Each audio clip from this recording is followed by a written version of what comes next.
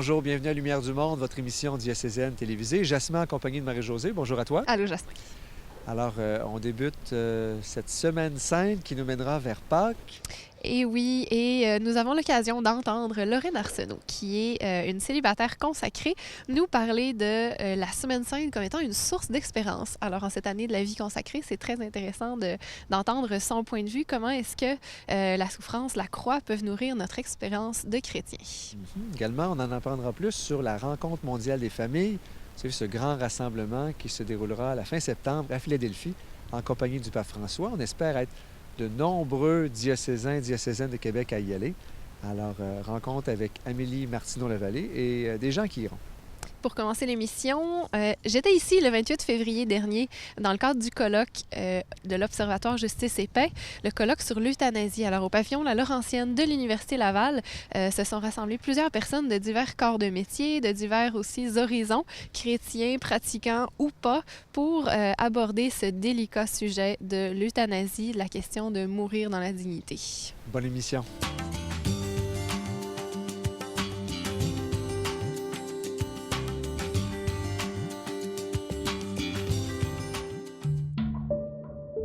Le 28 février 2015 dernier avait lieu à l'Université Laval un colloque sur la dignité humaine. Organisé par l'Observatoire Justice et Paix, l'événement ayant pour titre « Y a-t-il une vie après la loi ?» a réuni des conférenciers de plusieurs disciplines.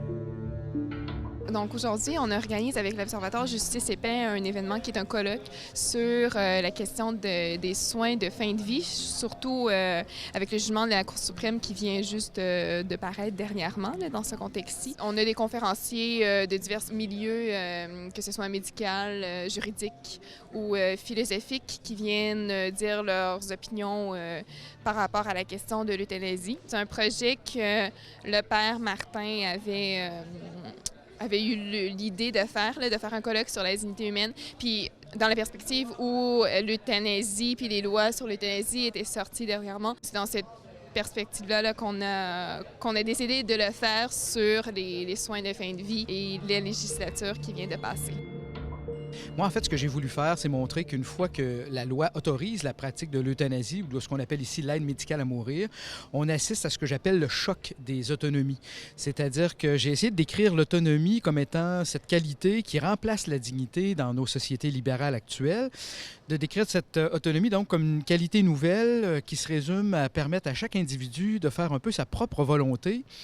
Et à cette enseigne, les lois évoluent pour offrir un cadre dans lequel c'est la loi qui obéit plutôt qu'une loi qui encadre les individus eux-mêmes et les limite dans leurs actions.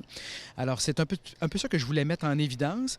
Et il me semble que c'est la tendance lourde dans les années à venir où les cadres politiques se distendent, se disloquent, où tous les possibles se réalisent et où l'individu devient maître et possesseur de sa propre existence.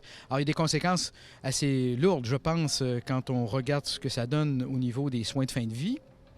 Ça crée des conflits, un choc, comme je dis, entre les autonomies, c'est-à-dire des conflits entre les membres de personnel soignant des maisons de soins palliatifs, ou des conflits avec les familles, et des conflits entre le patient et le médecin traitant, parce qu'on voit un conflit de valeurs éclater.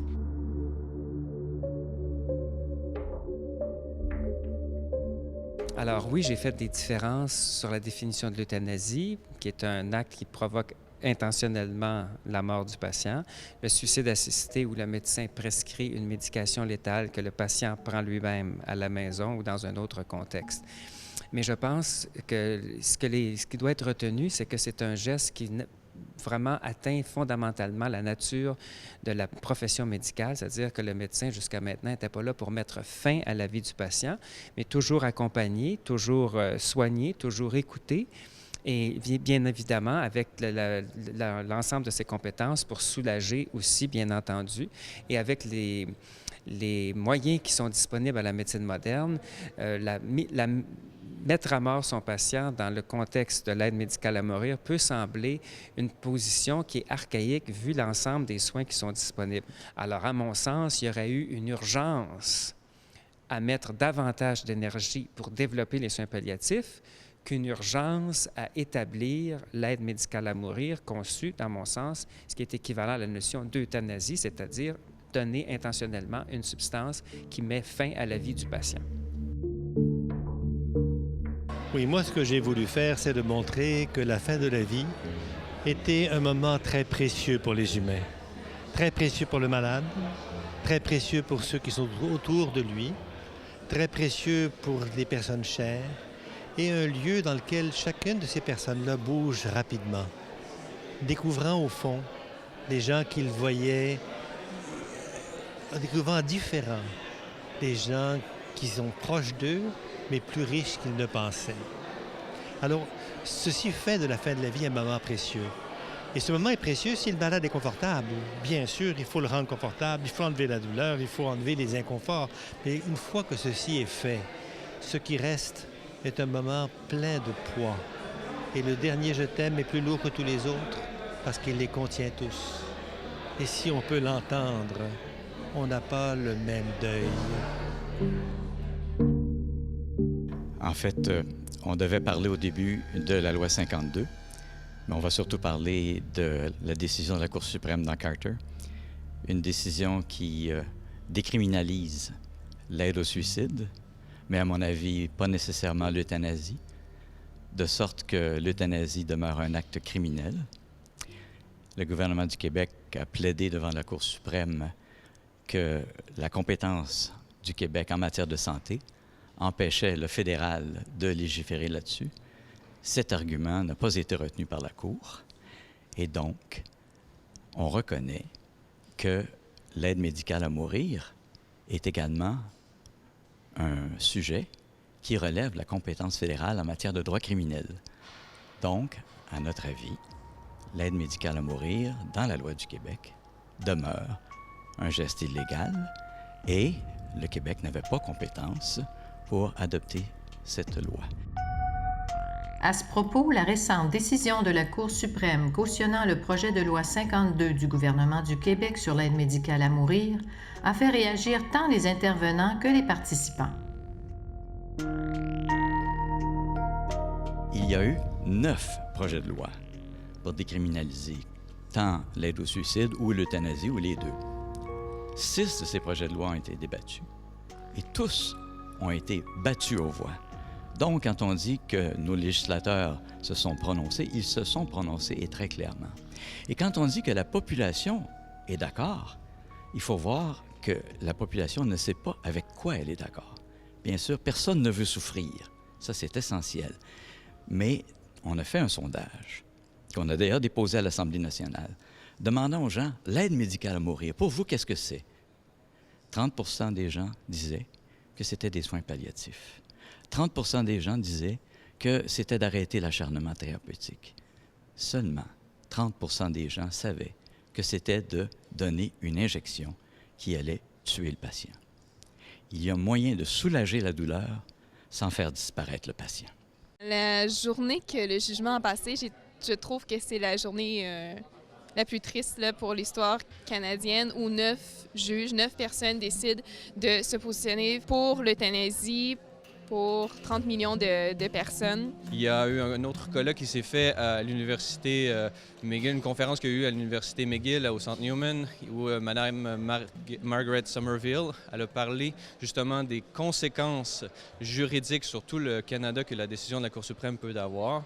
Et elle a décrit cette décision de la Cour suprême comme étant l'acte qui allait le plus modifier la pratique juridique au niveau du code criminel et au niveau de l'applicabilité, excusez-moi l'expression, l'applicabilité de la justice, toutes les lois qui vont être modifiées par rapport à ce jugement-là, ça va être le plus important pour tout le 21e siècle. C'est une grande tristesse.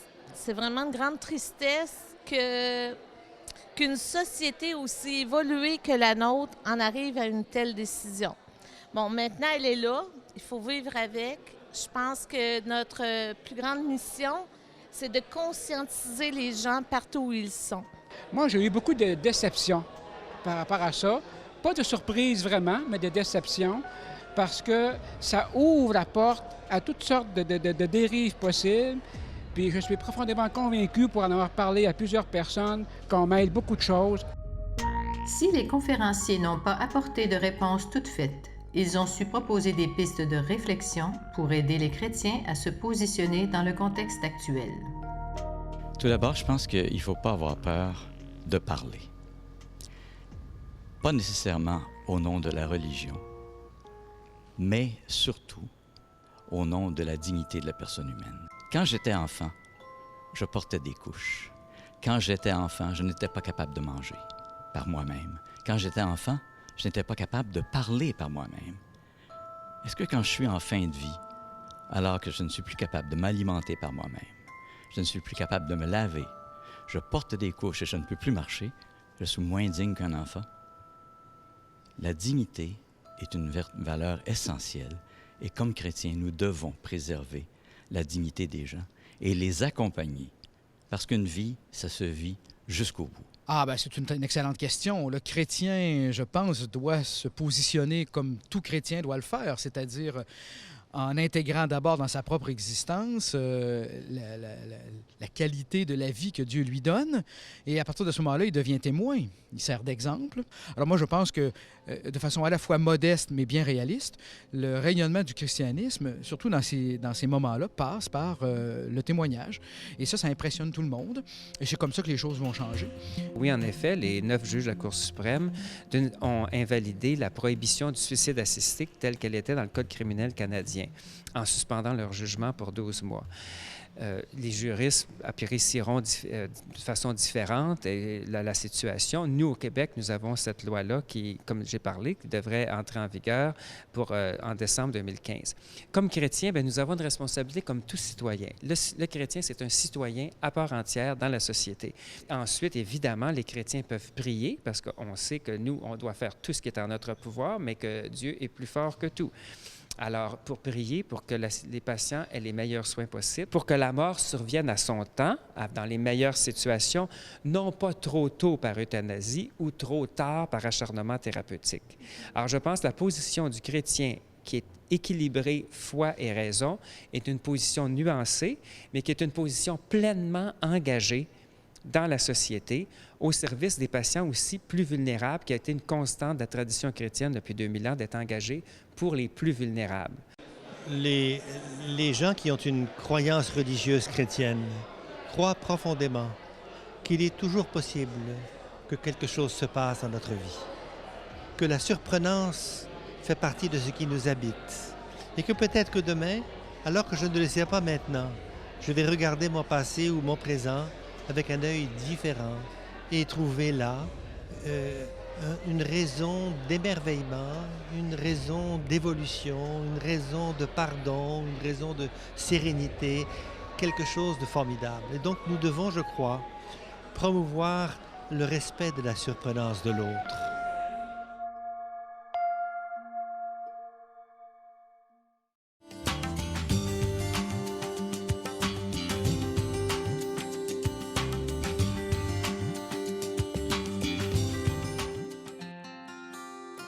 Pour la première fois depuis son institution par Saint Jean-Paul II, la rencontre mondiale des familles arrive aux États-Unis. Au mois de septembre 2015, des centaines de milliers de familles se rassembleront à Philadelphie, lieu de naissance de la liberté américaine et de la liberté religieuse. La rencontre mondiale des familles, c'est une rencontre avec le Saint-Père, convoquée à tous les 3 ans depuis 1994. Donc, ça va être la 8e édition qui aura lieu à Philadelphie du 22 au 27 septembre 2015. Et puis, dans le fond, c'est une convocation du pape. Puis, il y a 2 volets, si on veut, dans la rencontre mondiale des familles. Il y a un volet congrès. Donc, durant le congrès, il y a des activités, il y a des conférences théologiques et pastorales vraiment intéressantes, là, puis très abordables aussi. Là, pour être allé, on s'est aperçu que c'était que tout le monde comprenait bien les conférences et c'était vraiment fort agréable. C'est aussi un regard sur les familles d'aujourd'hui. Puis c'est aussi, surtout, une rencontre avec des familles de partout dans le monde. Puis il existe aussi le volet du rassemblement durant la fin de semaine. Et durant le rassemblement, bien là, c'est une fête de famille avec le Saint-Père. Donc, si vous voulez passer une soirée familiale avec le pape François, c'est vraiment une belle occasion. Puis le lendemain matin, le dimanche matin, bien, il y a la grande célébration avec le pape. Je suis marié depuis 7 ans et j'ai 3 jeunes beaux enfants de 5 ans, 3 ans et 1 an. Nous, on va y aller en tant que couple à la rencontre mondiale des familles. Évidemment, quand on parle de rencontre mondiale des familles, c'est pas nécessairement en famille, mais nous, c'est pour la famille qu'on y va. Évidemment, ça fait partie d'un choix familial. Puis pour moi et ma conjointe, on voulait y aller ensemble parce que nos jeunes enfants sont très jeunes. Puis on voulait profiter au maximum de la rencontre mondiale des familles. Et nous, on y va pour toute la semaine. Donc, on va vivre le colloque et l'après-colloque avec le Saint-Père. Puis, la rencontre mondiale des familles, le but premier, c'est de dialoguer, prier, être rassemblés, aussi apprendre ce que le rôle de l'Église, ce que le rôle de la famille dans l'Église. Donc, pour nous, on y va pour se former, pour s'outiller, pour être des parents meilleurs, mais aussi pour vraiment nous laisser nous enseigner ce que l'Église s'attend des couples d'aujourd'hui pour leur famille. C'est un peu de la folie, mais nous, on rêve et on projette d'aller à la rencontre mondiale des familles en famille. Donc, avec nos jeunes enfants. Je dis que c'est un peu de la folie parce que quand on pense à la route, à la planification logistique, même au coût, puis aux foules qu'il va sûrement y avoir là-bas, ça peut sembler un peu ridicule, mais nous, on a vraiment ce désir-là de vivre ça avec nos enfants en famille. Bien, ça s'adresse à toute personne qui est intéressée par la famille, en fait. Donc, on parle des couples avec enfants ou pas d'enfants, puisque durant le rassemblement puis le congrès, il y a une garderie qui est disponible pour les congressistes, s'il y en a qui viennent avec leurs enfants. Donc, j'ai des couples qui vont venir avec leurs enfants, puis j'ai aussi des couples qui commencent à me dire « Ah, on va le faire comme un ressourcement de couple », puis qui vont laisser les enfants ici plutôt que de les emmener. Ça s'adresse aussi aux prêtres, aux évêques, aux agents pastorales, aux célibataires. On est tous issus d'une famille, en fait, hein? Donc, on a tous en quelque part un intérêt pour la famille. Il y a les genres de couples ou les genres de participants qu'on va retrouver à la rencontre mondiale de la famille sont très, très diversifiés. Comme nous, en tant que couple, on y va pas avec nos jeunes enfants, mais par contre, je sais qu'il y en a qui vont y aller, qui ont des jeunes enfants aussi, mais qui vont y aller avec leurs jeunes enfants. Mais je connais aussi un autre couple qui ont des jeunes adultes et même des adolescents qui vont y aller que leurs deux, que le couple. Et je connais aussi même les grands-parents qui vont être présents à la rencontre mondiale des familles, qui vont pas avec leurs enfants. Il existe 2 forfaits qui sont disponibles actuellement pour aller à Philadelphie. Donc, le forfait avec congrès et rassemblement. Donc, c'est du 21 au 28 septembre. Donc, on part un lundi, on revient un lundi. Et puis aussi, compte tenu du fait que c'est en septembre, on avait vraiment le souci aussi que le plus de gens possible puissent y aller. Donc, il existe un forfait aussi de fin de semaine, uniquement pour le rassemblement. Donc, on part en journée le vendredi pour être tout là pour le samedi avec le pape François et le dimanche. Puis, on revient le lundi à Québec. En famille, il y a différentes possibilités. On pourrait y aller pour la semaine en entier. Parce que là-bas, il y a des services pour les familles. On offre une programmation jeunesse pour les plus grands, puis aussi une garderie sur place pour les plus petits. Si on avait le goût d'aller vivre vraiment là, comme parents le congrès théologique. On peut se concentrer aussi, c'est peut-être ce qu'on va faire, nous, sur la fin de semaine. Une fin de semaine prolongée un peu, mais qui est vraiment le rassemblement mondial des familles. Et nous, c'est ce qui nous motive. Moi, j'ai le goût que mes enfants vivent ce rassemblement d'église, qu'ils goûtent à la grâce, à l'enthousiasme, à la joie qui déborde toujours dans les grands rassemblements d'église. Alors, pour s'inscrire, on peut aller sur le site Internet du diocèse de Québec, ecdq.org. Puis vous allez voir, il y a un bandeau dans le haut du site. Et donc, il y en a un qui parle de Philadelphie. Puis, ça vous donnera accès là, aux informations dont vous avez besoin. Je pense qu'on n'a pas d'attente précise, sinon vraiment de goûter à quelque chose et peut-être au fait d'aller se nourrir, hein, de s'enflammer. Quand on pense, nous, on est de la génération JMJ, mon époux et moi, évidemment, comme beaucoup de parents de nos jours. Quand on pense à ce que les Journées mondiales de la jeunesse ont fait pour des millions et des millions de jeunes, moi, je rêve, je me dis, imaginez si la rencontre mondiale des familles pouvait enflammer nos familles d'aujourd'hui comme ça, leur donner le feu, leur donner cette certitude qu'ils ne sont pas seuls en Église, qu'ils ne sont pas seuls dans leur foi et qu'on peut vraiment vibrer de notre foi aujourd'hui.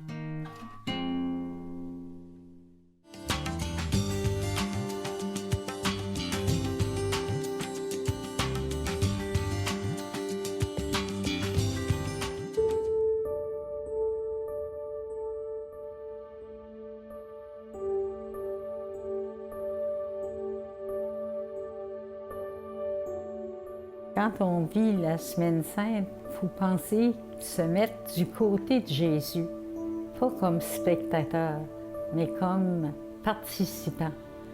Puis de voir un Jésus ressuscité, de penser qu'il va ressusciter, puis il est déjà ressuscité.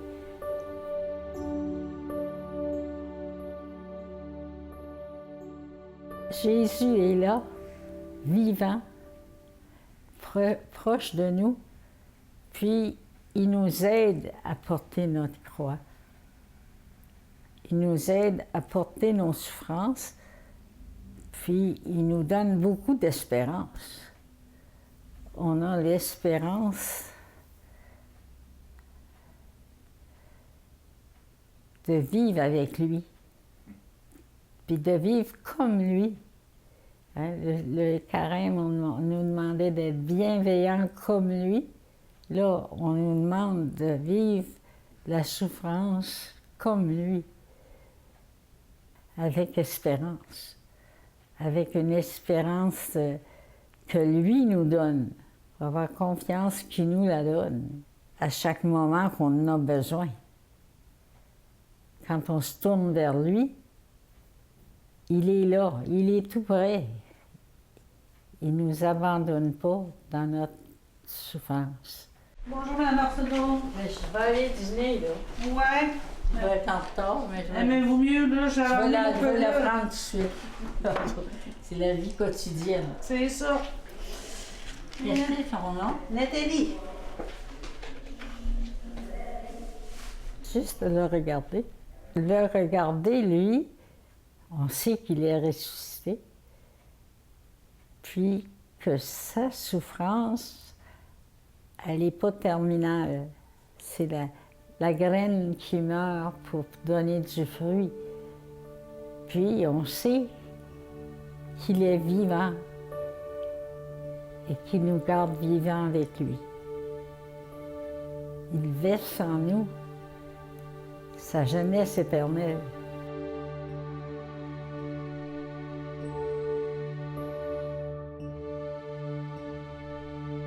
Il n'y a pas de mystère triste dans le christianisme. C'est des mystères douloureux. Et puis, on a à les vivre avec Jésus tout le long.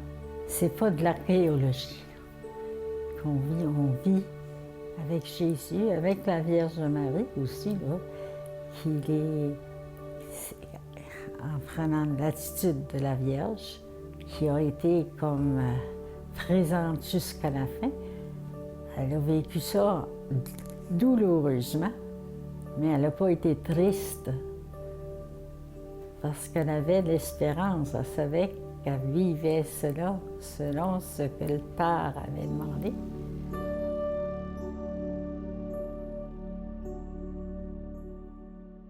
Le prix en Église, je l'amène à l'hôpital à chaque jour. Puis, avant, la première chose que je fais dans mon lit d'hôpital, c'est que je lis l'Évangile, la messe du jour, je lis au complet.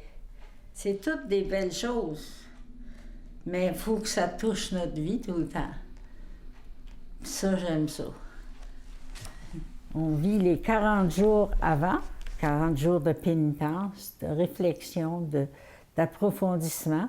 Après, on va vivre avec les apôtres, avec la joie de la Pentecôte, la joie de l'Ascension. Les 40 jours de joie, c'est le début de l'Église, c'est avec l'Église, puis on doit continuer. Les actes des apôtres se continuent dans nous autres.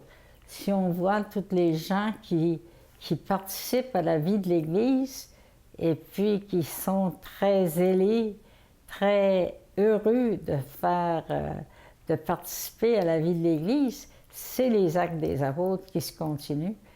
Une demi-crème, un rôti, très peu de patates, feuilles vertes, une tarte et un thé au lait. Il y a des souffrances aussi dans les actes des apôtres. Si on regarde comme il faut, là, les actes des apôtres, ils ont eu des épreuves, et ça ne marchait pas toujours comme ils voulaient, mais ils ont continué dans la joie, puis dans l'espérance. C'est ça, on vit les actes des apôtres. Et là, les jeunes, là, puis les gens qui font la rencontre de Jésus vivant en eux, sont tellement, la plupart sont tellement contents de vivre ça. Quand ils trouvent un autre qui est capable d'entendre ça, ça va bien.